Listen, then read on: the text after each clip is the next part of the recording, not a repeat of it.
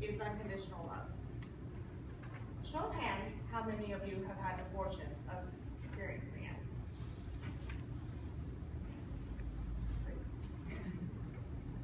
My brother Brian and now Belinda have shown me what it means. William Shakespeare said, "Love need not look in thy eyes, but in thy mind, and therefore winged Cupid painted blind," in A Midnight Summer's Dream. Today, I'd like to share with you how my little brother Brian has shown me the meaning of unconditional love, and how his relationship with Belinda has shown me that the real thing still exists.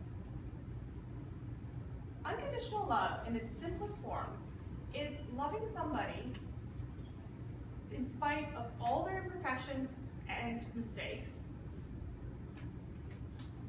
loving them when it's really hard to do, and accepting them for who they truly are.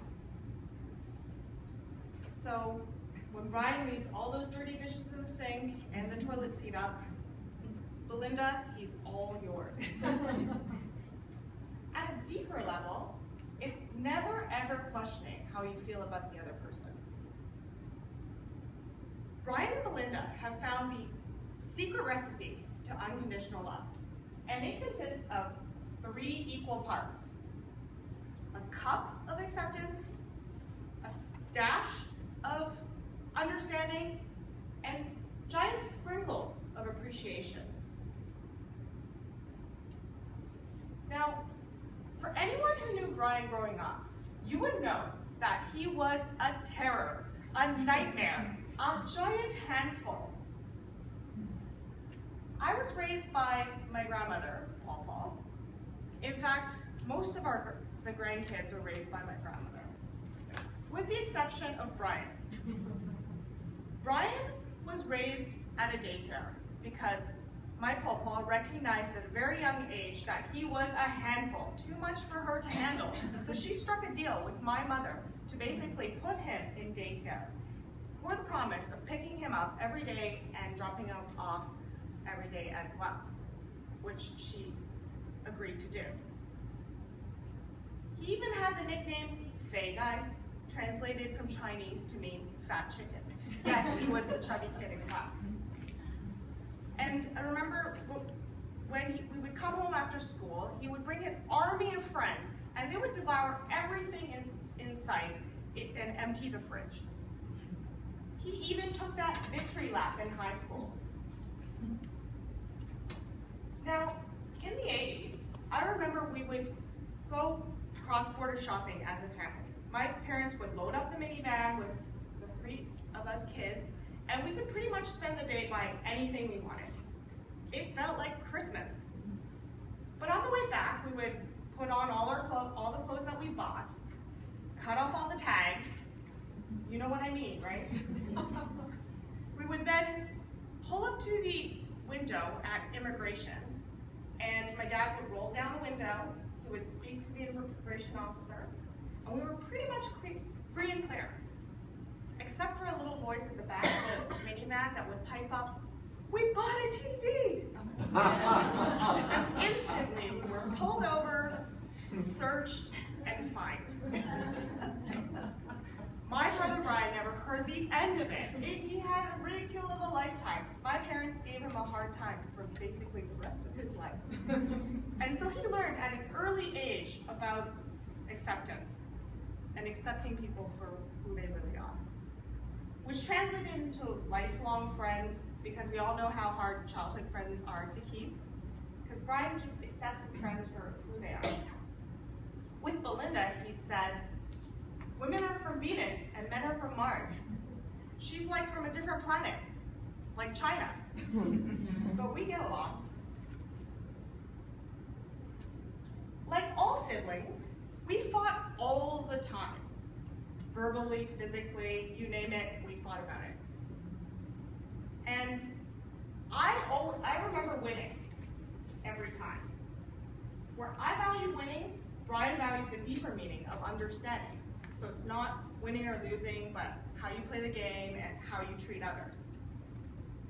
Oops, I I guess I totally missed the boat on that lesson, and it's no wonder Brian's speaking to the altar. Brian's also fulfilling his family legacy.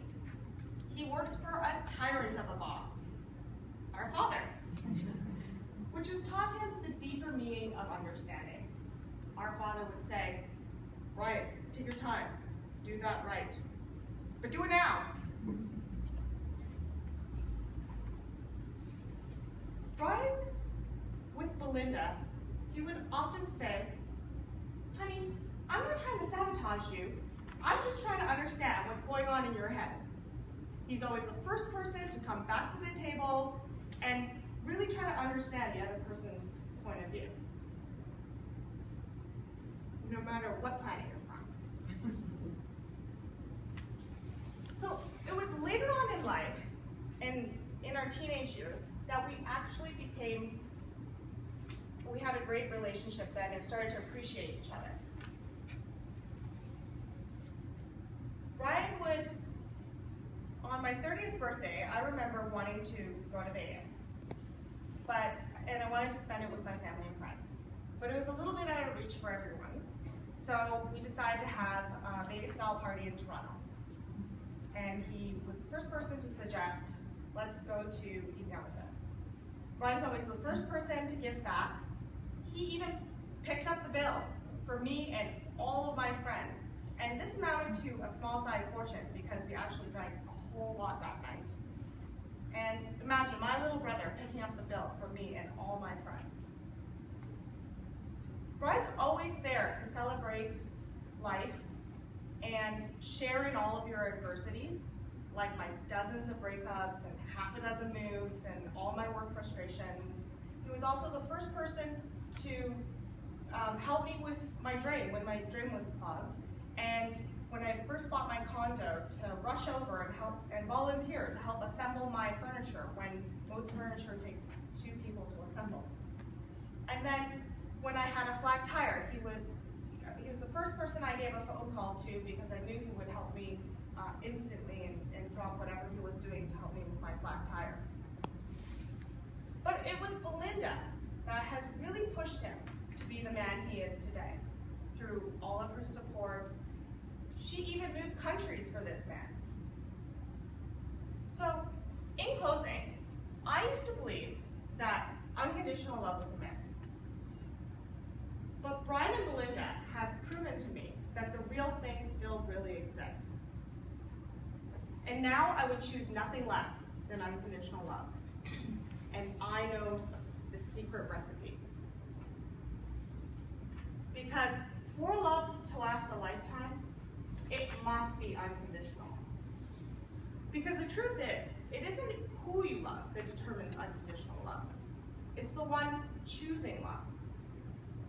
So help me to raise a glass and share in a toast to Brian and Belinda on their very special day, their unconditional love.